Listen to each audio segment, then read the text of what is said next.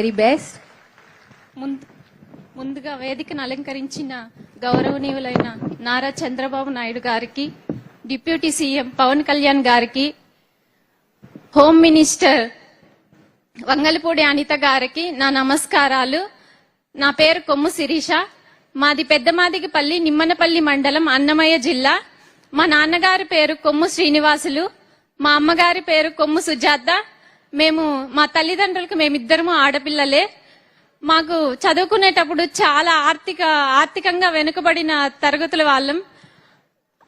చదివించడానికి మా అమ్మ నాన్నకి స్తోమత ఉండేది కాదు.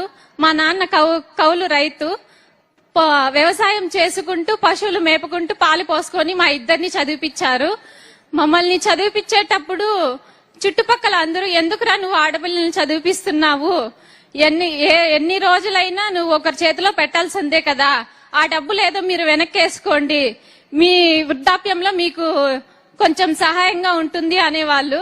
కానీ అవేం పట్టించుకోకన్నా మా అమ్మ నాన్న కష్టపడి మమ్మల్ని చదివిపించారు. నేను మా చెల్లెలు చిన్నప్పటి నుంచి ప్రభుత్వ స్కూల్లోనే చదివాము. ప్రభుత్వం ఇచ్చే స్కాలర్షిప్లతోనే చదువుకున్నాము. చదువుకునేటప్పుడు చెప్పలేకపోయే వాళ్ళం అమ్మా నాన్నలకి, నాన్న మా ఫ్రెండ్స్ ఇలా ఉన్నారు, ఇలా కోచింగ్కి వెళ్తున్నారు, మేము వెళ్ళాలి, స్టడీ హాల్కి వెళ్ళి చదువుకోవాలి అని చెప్పలేకపోయాం. ఎందుకంటే మాకు ఆర్థిక పరిస్థితులు మాకు తెలుసు కాబట్టి, డబ్బు లేదు, మా నాన్న వాళ్ళు చదివిలేరు అనేసి నేను ఆగిపోయే వాళ్ళము. ఇప్పుడు ప్రభుత్వం ఇచ్చే స్కాలర్షిప్ల వల్ల మేము చదువుకోగలిగాము. ఈ రోజు నాకు ఈ ఉద్యోగం వచ్చిన దానికి మా తల్లిదండ్రులు కష్టపడ్డ కష్టమే కారణం. ఉద్యోగం రూపంలో నాకు లభించింది. నేను నా కుటుంబం చాలా ఆనందంగా ఉండగలిగాం. ఆ రోజు ఎందుకురా ఆడపిల్లల్ని నువ్వు చదివిపిస్తున్నా అనే వాళ్ళకే ఈ రోజు ఇది ఒక మంచి గుణపాఠం లాగా మిగిలింది.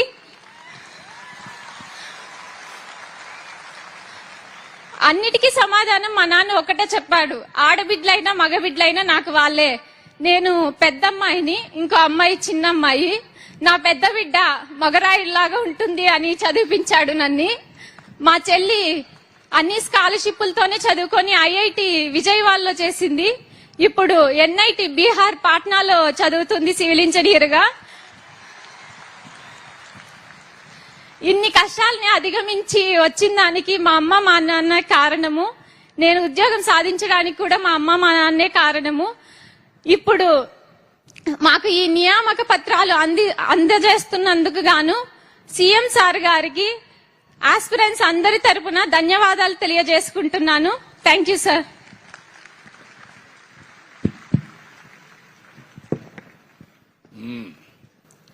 నువ్వేం చదువుకున్నావమ్మా? సార్ ఎంఎస్సీ కెమిస్ట్రీ చేశాను. MSc chemistry. ఈ అమ్మాయిని చూస్తే తల్లిదండ్రులకి చేతులెత్తి వందనాలు సమర్పిస్తున్న ఈ అమ్మాయిని ఎంఎస్సీ కెమిస్ట్రీ చేపించారు. రెండో అమ్మాయి బీటెక్ చేసి civil engineer sir, NIT partner civil engineer. ఇప్పుడు ఎన్ఐటికి వెళ్లి సివిల్ ఇంజనీర్ చేస్తా ఉంది. ఒక మామూలు కుటుంబం, అసాధారణమైన పట్టుదల.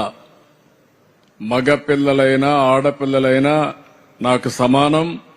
ఈ పిల్లల భవిష్యత్తు చూడాలని చెప్పి ఆ తల్లిదండ్రులు కోరుకున్నారు.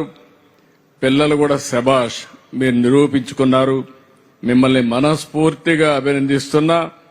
ఇక్కడ మీరు చూస్తే ఒక పక్క బ్యాక్వర్డ్ ఏరియా, ఒక పక్క మాదిగ కులాల్లో చాలా మంది ఉద్యోగాలు రావు.